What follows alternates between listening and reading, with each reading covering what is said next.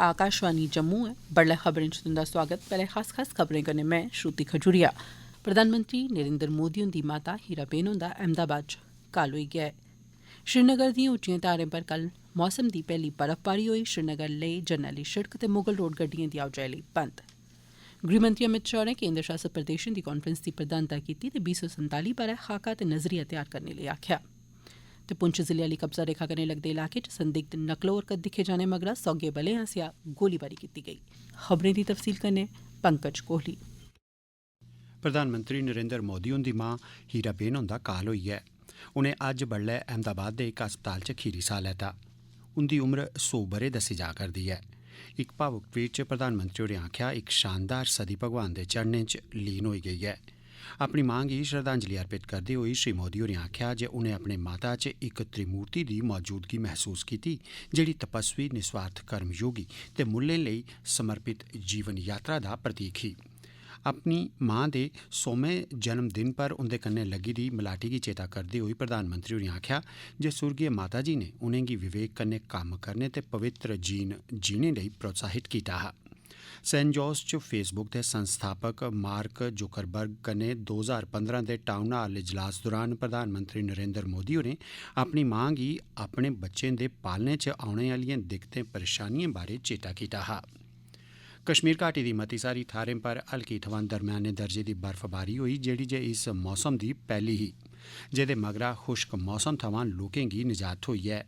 श्रीनगर लेह ते ऐतिहासिक मुगल शिड़क गड्डिएं दी आओजाई लेई बंद ऐ की जे बर्फ होने मगरा सड़क पर तलैट बनी दी ऐ। बड़ी मती ठंड ते खुश्क मौसम मगरा कश्मीर घाटी च कल इस मौसम दी पैह्ली बर्फबारी होई। मौसम च आए दे इस बदलाव ने बड़ी मती ठंड थमां लोकें गी किश राहत पजाई ऐ ते तापमान च भी दना हारा बाद्धा दर्ज कीता गेआ ऐ। मौसम विभाग मुजब घाटी दिएं उच्चिएं थाह्रें पर दरम्याने दर्जे दी कल बर्फबारी होई जिल्ले के मैदानी इलाकें च हल्की बर्फबारी दिक्खने गी लब्भी। मौसम विभाग ने अगले 2 दिनें आस्तै टामिएं थाह्रें पर हल्की बरखा बरने ते बर्फबारी होने दी पेशनगोई कीती ऐ। इस्सै दौरान श्रीनगर च घट्टोघट्ट तापमान -3.2 डिग्री सेल्सियस दर्ज कीता गेआ जिल्ले के गुलमर्ग सभनें थमां ठंडी थाह्र रेही जित्थै तापमान -4.8 डिग्री सेल्सियस दर्ज कीता गेआ। गृहमंत्री अमित शाह होरें आखेआ जेकर केन्द्र शासित प्रदेशें दी क्षमता दा पूरी चाल्ली इस्तेमाल कीता जा तां गै भारत दुनिया दी सभनें शा बड्डी त्री अर्थव्यवस्था बनने दा लक्ष्य हासल करी सकोग। उनें जोर देइयै आखेआ जे केन्द्र शासित प्रदेशें गी देश दा रोल मॉडल बनना होग। श्री शाह होरें नमीं दिल्ली च कल केन्द्र शासित प्रदेशें दे सम्मेलन दी प्रधानता करदे होई आखेआ जे सभनें केन्द्र शासित प्रदेशें गी किट्ठे रलियै ते अग्गे आइयै इक सांझे मंच पर कम्म करना लोड़चदा तां जे मुल्खै गी अग्गे लेइयै जाने ते राष्ट्रीय उद्देश्य ते नजरिये गी हासल कीता जाई सकै ते मुल्ख विकास दी बत्ता पर अगड़ा बधै। मंत्री होरें केन्द्र शासित प्रदेशें गी हिदायत भी कीती जे ओह् 2047 आह्ले भारत बारै बी नजरिया या सोच गी लेइयै खाका तैयार करन। उनें गलाया जे प्रदेशें गी प्रधानमंत्री हुंदे मकामी उत्पादें गी बढ़ावा देने आह्ले वोकल फॉर लोकल ते एक भारत श्रेष्ठ भारत आह्ले लक्ष्य गी लेइयै अग्गे बधना लोड़चदा। चीन, हांगकांग, जापान, दक्खन कोरिया, सिंगापुर ते थाईलैंड च कोविड दे बधदे मामलें गी दिक्खदे होई इनें मुल्खें थमां भारत औने आह्ले यात्रिएं आस्तै यात्रा थमां पैह्ले RT-PCR जांच कराना लाजमी कर दित्ता गेआ ऐ। उनें 1 जनवरी 2023 सोयां एयर सुविधा पोर्टल पर एह् टेस्ट रिपोर्ट अपलोड भी करनी होग। केंद्रीय स्वास्थ्य मंत्रालय ने आखेआ है जे RT-PCR टेस्ट यात्रा रंभ होने सोयां 72 घंटे पैह्ले कराना होग। एह्दे अलावा होर दुए मुल्खें सोयां बी औने आह्ले सभनें यात्रिएं चा 2% दा हवाई अड्डे पर RT-PCR टेस्ट कीता जा'रदा ऐ। उधमपुर जिले च हत्थखड्डी दे विकास सरबंधी मैह्कमे आसेआ हफ्ते भरै लेई लाई गेदी प्रदर्शनी कल संपन्न होई गेई। एह्दा आयोजन मिनी स्टेडियम उधमपुर च कीता गेदा हा। एह्दे च उधमपुर, कठुआ, सांबा, रियासी, जम्मू ते रामबन दिएं तकरीबन 25 सहकारी सोसाइटिएं हिस्सा लैता। उनें उत्थे अपने अपने स्टाल लाए दे हे। इंदे आसेआ जिनें उत्पादें दी प्रदर्शनी लाई गेदी ही उंदे च कंबल, शाल, काटन दियां चादरां, जैकेट, बास्केट, बसोली दा पश्मीना शाल, तौलिये ते होर दुए उत्पाद शामल हे। उधमपुर दे लोकें आसेआ इस प्रदर्शनी गी खूब सराहेआ गेआ ते उनें मैह्कमे थमां मंग कीती जे ओह् अग्गे बी इयै नेहियां प्रदर्शनियां ते कार्यक्रम उत्थे आयोजित करन। मैह्कमे दे उधमपुर च असिस्टेंट डायरैक्टर नरसिंह दयाल वर्मा होरें आखेआ जे मैह्कमा इस उद्योग कन्नै जुड़े दे बुनकरें दी मदाद लेई अग्गे बी कम्म करोग। भारत आस्ट्रेलिया आर्थिक सहयोग ते बपार समझौता ECTA अमल च आई गया है। इस समझौते च दपक्खी आर्थिक ते कारोबारी सरबंधें दे सब्भै पहलू शामल न। इस बपार समझौते तैह्त भारती निर्यात गी आस्ट्रेलिया च उट्ठे दे बाजार च पुज्ज बनाने आस्तै ओह्दे टैरिफ लाइनें दे 100% हिस्से लेई जीरो ड्यूटी यानी कोई चुंगी नेईं देने दी तरजीह दा फायदा हासल होआ ऐ। एह्दे कन्नै 10 लाख नौकरियां पैदा होङन ते 1 लाख भारती विद्यार्थियें गी लाह् हासल होग। एह् खबरां तुस आकाशवाणी जम्मू परा सुना करदे हो।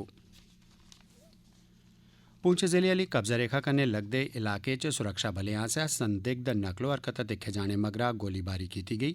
सेना दे जवानें पुंछ सैक्टर आह्ली कब्जा रेखा कश किश संदिग्ध नकलो हरकत दिक्खी।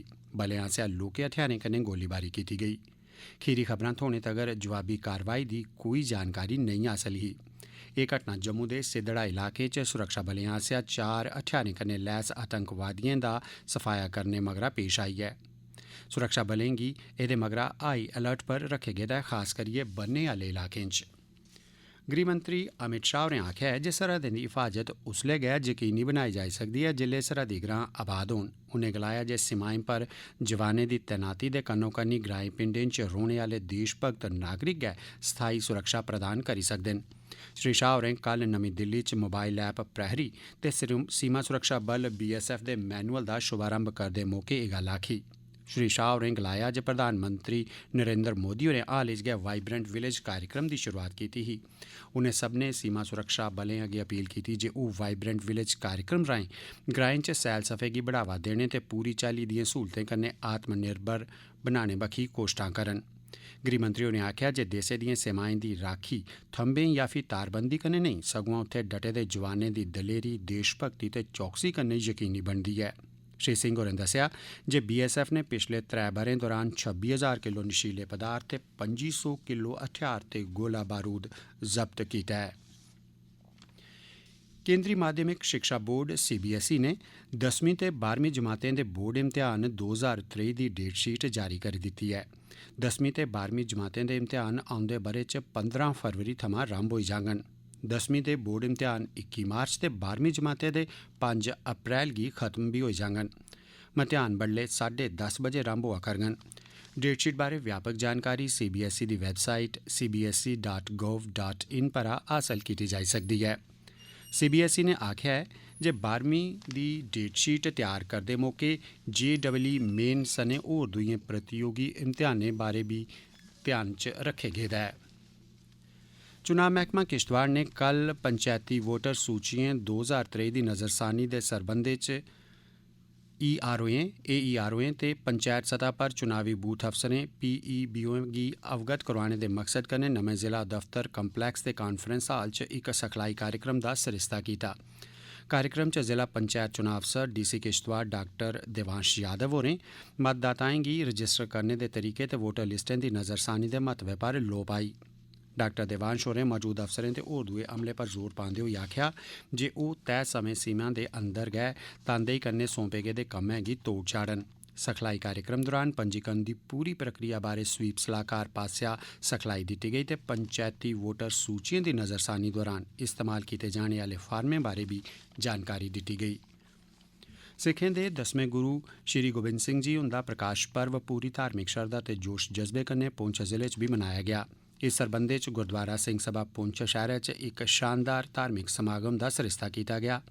समाज दे हर वर्ग दे मती गिनतरी च लोकें इस कार्यक्रम च शामल होइयै अपनी हाजरी लाई। श्री अखंड पाठ दी समाप्ति परैंत हजूरी रागी जत्थे श्री दरबार साहब अमृतसर भाई जगजीत सिंह नूर, अकाल तख्त साहिब थमां ढाडी जत्था भाई शमशेर सिंह ते मकामी रागी जत्थें भाई हरचरण सिंह, भाई रसमीत सिंह, भाई मनजीत सिंह ते होर दुए गुरबानी कीर्तन भी कीता। समागम परैंत गुरु दे अटूट लंगर दा सरिस्ता भी कीता गेआ। अखीर च खास खबरां इक बारी परतियै। प्रधानमंत्री नरेंद्र मोदी हुंदी माता हीराबेन हुंदा अहमदाबाद च काल होई गेआ ऐ। श्रीनगर दिएं उच्चिएं धारें पर कल मौसम दी पैह्ली बर्फबारी होई। श्रीनगर लेह जरनैली शिड़क ते मुगल रोड गड्डिएं दी आओजाई लेई बंद। गृहमंत्री अमित शाह होरें केंद्र शासित प्रदेशें दी कांफ्रैंस दी प्रधानता कीती ते 2047 बारै खाका ते नजरिया तैयार करने लेई आखेआ। ते पुंछ जिले आह्ली कब्जा रेखा कन्नै लगदे इलाके च संदिग्ध नकलो हरकत दिक्खे जाने मगरा सौगे बलें आसेआ गोलीबारी कीती गेई। एह्दे कन्नै गै खबरें दा बुलेटिन समाप्त होआ। है।